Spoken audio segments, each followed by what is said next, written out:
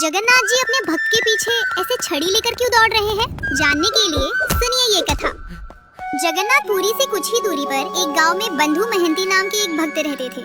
बंधु महंती कोई काम नहीं करते थे। अपने परिवार का पेट पालने के लिए घर घर जाकर भिक्षा मांगते और जो भी मिलता था उससे उनके परिवार का भरण पोषण होता था। लेकिन हमारे जगन्नाथ महाप्रभु कभी कभी इतने खेलते हैं कि पूछो मत। उनको कई दिन भिक्षा नहीं मिलती थी तो उनकी पत्नी कहती थी, हमारे बच्चे कई दिन से भूखे हैं, हम भूखे हैं ठीक है, पर इनके लिए तो व्यवस्था करो। तो बंधु महंती कहते, क्या करूं देवी, आज तो जल पी के ही काम चला लो, आज भी कुछ नहीं मिला। ऐसा हाल था बंधु महंती जी का। आज 5 दिन निकल गए और बंधु महंती को पाने के लिए किसी ने भिक्षा नहीं दी है। बंधु महंती सोचते हैं, क्या करूं, बच्चे भूखे रोते हैं। रात में पत्नी को उठाते हैं, बोलते हैं, सुनो, मैंने तुम्हें आज तक बताया नहीं, मेरे एक मित्र हैं, बहुत धनवान हैं, बड़े सुंदर हैं, खूब सारे जेवर पहन के घूमते हैं और लाखों करोड़ों लोग उनके चरणों में प्रणाम करते हैं। अच्छा, तुम्हारे मित्र हैं? बोले हाँ, मेरे मित्र हैं, मुझे अपना सखा मानते हैं। क्या नाम है उनका?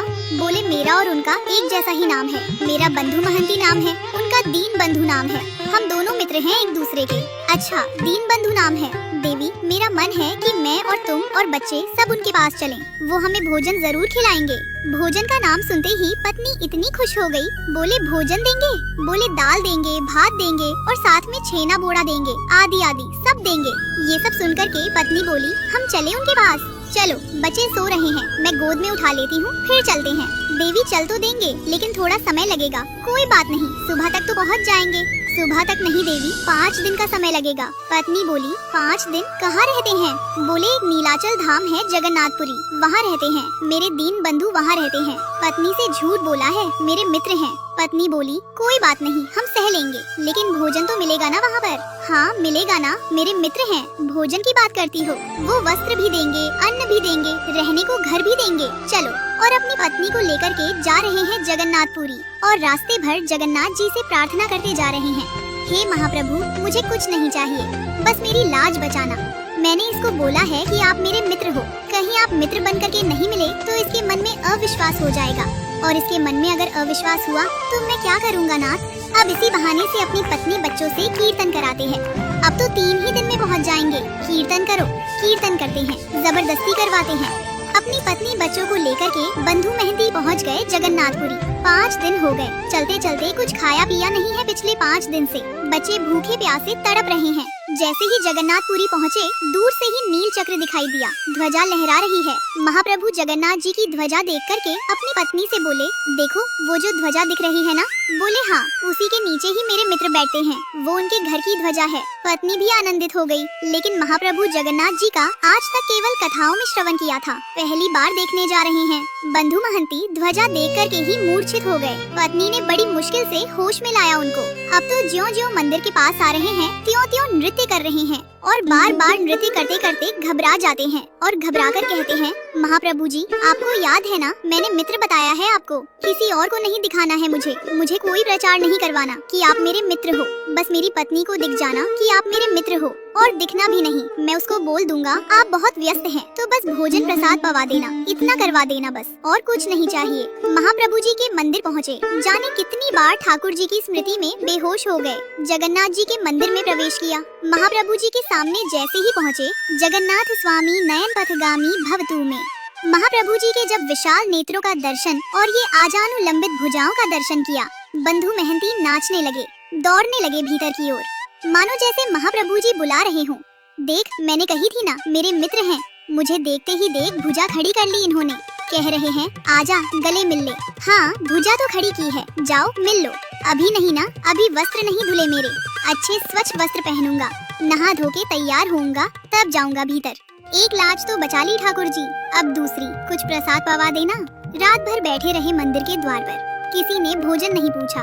पत्नी बोली, आप तो कह रहे थे कि आपके मित्र भोजन पवाएंगे, दाल भात और जाने क्या क्या, आप हमको प्रलोभन दे रहे थे। अरे तुमने देखा नहीं कितनी भीड़ थी अंदर, कितने लोग बैठे थे वहाँ पर, अभी सबसे मिल रहे हैं वो, सुबह तक कराएंगे ना हमको भोजन। वही बैठ करके चिंतन करते जा रहे हैं, कीर्तन करो कीर्तन करो, तुम पर तो घूम फिर के कीर्तन आता है। अब तो हम कीर्तन तभी करेंगे जब महाप्रसाद मिलेगा। अर्धरात्रि का समय, मंदिर में कोई नहीं है और बंधु महंती केवल हाथ जोड़ करके रुदन करते हुए ठाकुर जी से प्रार्थना कर रही है। नाथ लाज बचाओ। और तभी महाप्रभु जगन्नाथ जी एक ब्राह्मण का रूप धारण करके आए। अपनी सुंदर थाल में महाप्रसाद लेने स्वयं गए रसोई में, और जो महाप्रसाद रखा था जगह जगह से हंडियां उतार करके अपने हाथों से महाप्रसाद सजा रहे हैं। अपने हाथ से ही दाल ला रहे हैं और फिर ढूंढ रहे हैं कौन कौन सी सामग्री कहाँ धरी है। सब जगह से जैसे कोई माता थाल लगाती है अपने बालक के लिए, बिल्कुल वैसे पूरा थाल अपने हाथों से सजा रहे हैं। सुभद्रा जी बलभद्र जी देख करके कितने प्रसन्न हो रहे हैं। वाह, आज महाप्रभु थाल सजा रहे हैं। पूरी दुनिया इनकी थाल लगाती है, लेकिन आज खुद थाल लगा के ले जा रहे हैं। ठाकुर जी को अपनी थाली लगानी नहीं आती, उनको क्या चुपचाप से बैठे रहते हैं। लाडले लाल है, दूसरे लगा लगा के देते हैं, पर आज बंधु महंती की थाल खुद लगा रहे हैं।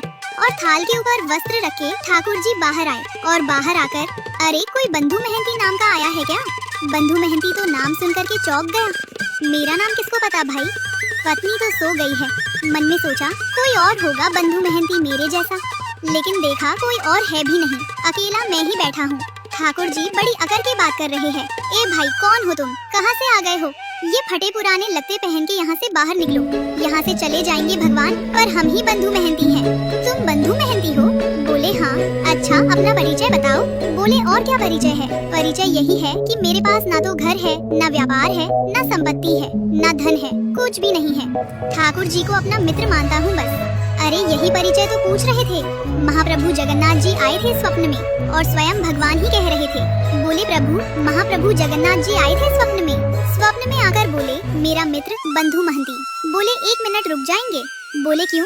पत्नी को उठा दूं, उसके सामने बोल दो ये बात कि मेरे को मित्र कहा महाप्रभु जी ने। पत्नी को उठाया। पत्नी बोली क्या हुआ? बोले देखो, महाप्रसाद लेकर के खड़े हैं, एक बार दोबारा बोलेंगे ठाकुर जी ने स्वप्न में क्या कहा।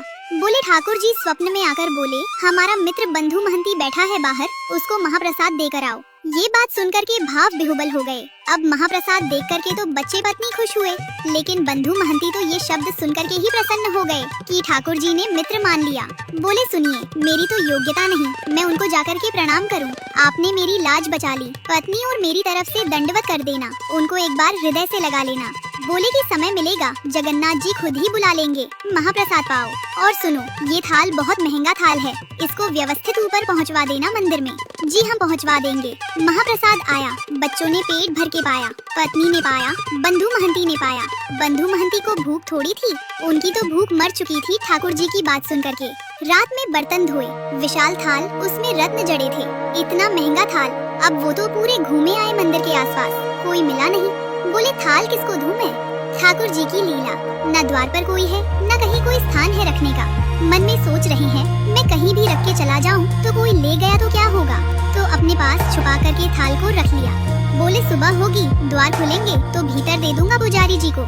सुबह होते ही मंदिर में हड़कंप मच गया। ठाकुर जी का थाल, ठाकुर जी का थाल चोरी हो गया। रसोई घर से दूसरी आवाज आने लगी। बोले हंडिया फूटी पड़ी है, चावल बिखरे पड़े हैं, पता नहीं कौन भीतर घुसा था, सारी सामग्रियां फैला दी हैं। हल्ला मचा, ढूंढने लगे।